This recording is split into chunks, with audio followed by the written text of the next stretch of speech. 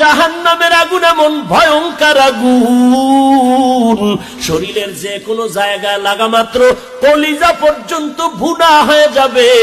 মদিনার নবী বলতেছেন 500 বছর দূর, ওই 500 বছর দূরের থেকে জাহান্নামের আগুনের গরমটা আসিয়া জাহান্নামীর শরীরের মধ্যে যখন লাগবে, জাহান্নামের আগুনের গরমে শরীরের চামড়াগুলো খসে খসে পড়ে যাবে।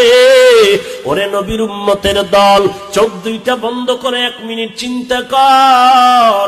একটু ওই কবরের মধ্যে যাওয়ার পর, যেখানে আপন নাই, কেউ বাতি নাই, গুনাহগার হয়ে যদি কবরে যাও, এরে বান্দা ওই মাটির চাপ সহ্য করতে পারবি?